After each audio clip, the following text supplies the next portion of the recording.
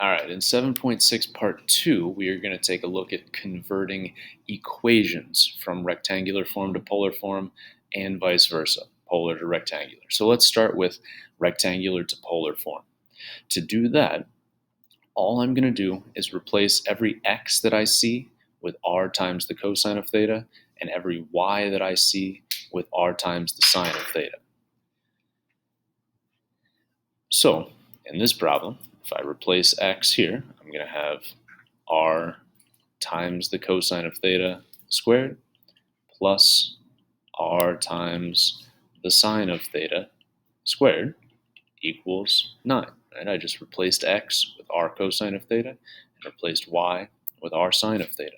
So if I square these, this would become r squared times cosine squared, right, plus r squared times sine squared.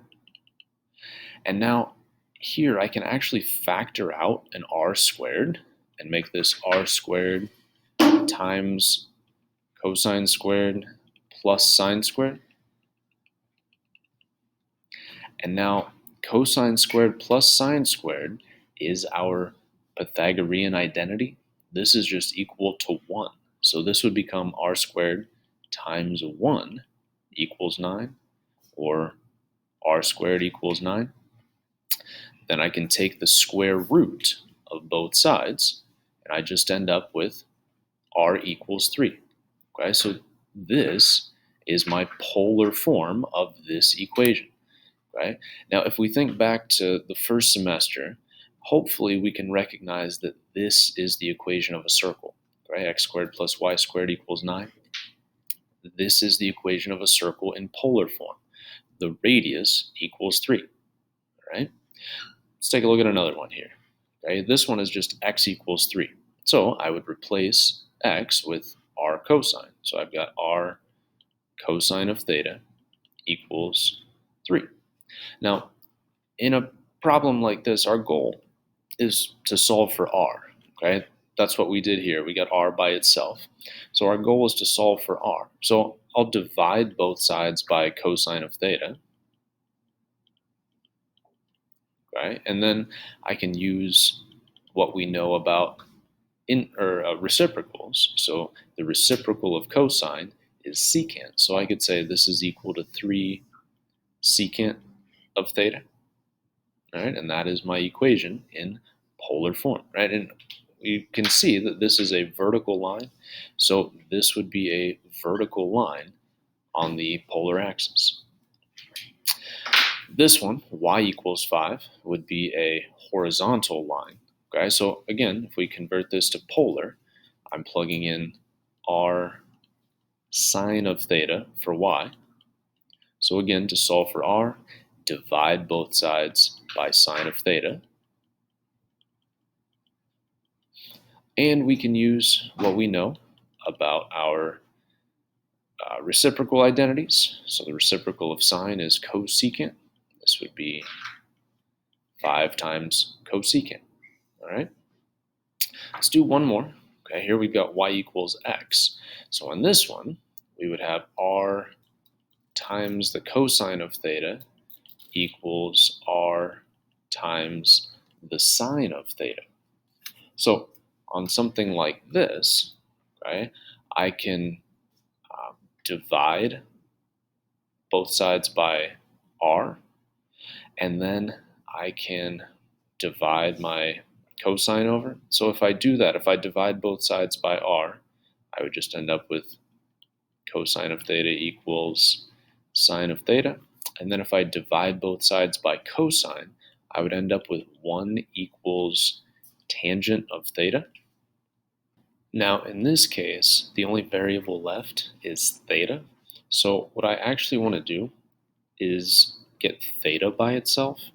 So I'm going to take the inverse tangent of both sides of the equation. And when I do that, on the right side, I'm just left with theta. And over here, inverse tangent of 1, right? We want to go to the unit circle and think about where inverse tangent, or where tangent is equal to 1. That would actually occur at pi over 4. Okay, so here, if we say theta equals some angle, that would end up being a line, right? Obviously, we know what y equals x looks like. So in this case, our variable that's left is theta.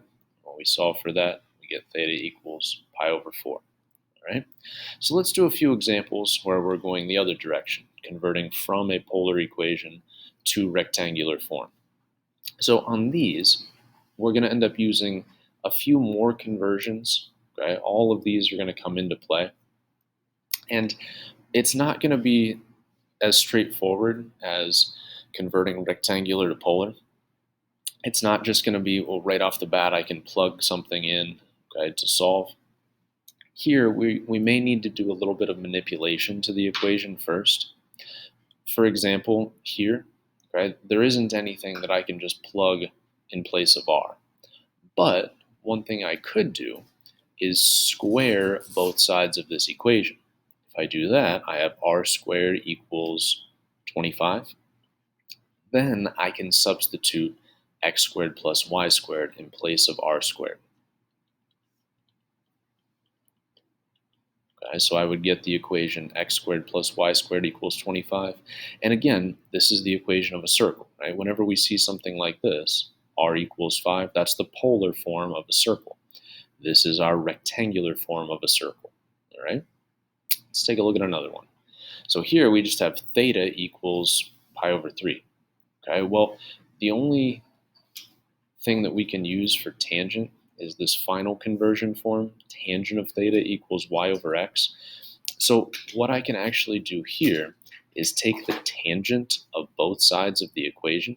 So tangent of theta equals tangent of pi over 3. So now I can say, well, tangent of theta is equal to y over x. So I can change this to y over x. And now tangent of pi over 3, again, if we go to the unit circle, we can say tangent of pi over 3 is equal to the square root of 3, right? Because we would take the sine value at pi over 3 over the cosine value. And that would simplify to the square root of 3. And then I can solve for y, right? Now I can multiply both sides by x, and I would end up with y equals the square root of 3 times x. So this is just a straight line with this equation, right? So this would be a line with a slope of the square root of 3 and a y-intercept of 0, right? Let's try a couple more here. How about this one? R equals 9 times the secant of theta. Okay, well, here, okay, I can manipulate this a little bit. I could use my reciprocal identity and say this would be the same as r equals 9 over the cosine of theta.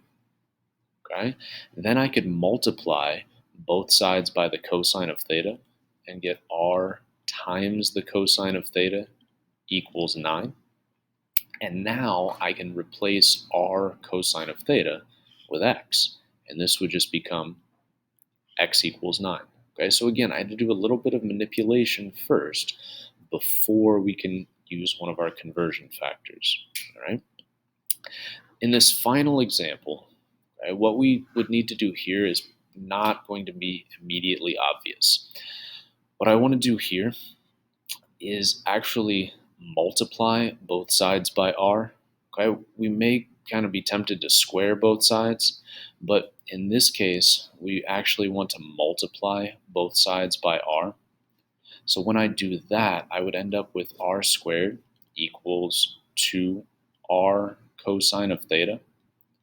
And now I can do some substituting. Okay, r squared we know is x squared plus y squared. And now over here, r cosine of theta is just equal to x. So this is just going to be equals 2x. Okay, so now we've got everything in terms of x and y. Now, we do want to simplify this a little bit. We actually want to put this into our standard form for the equation of a circle. So to do that, okay, this is again thinking all the way back to kind of the beginning of the first semester. I want to subtract this 2x over. So I'm going to have, and then I'm going to group my x's. X squared minus 2x plus y squared equals 0.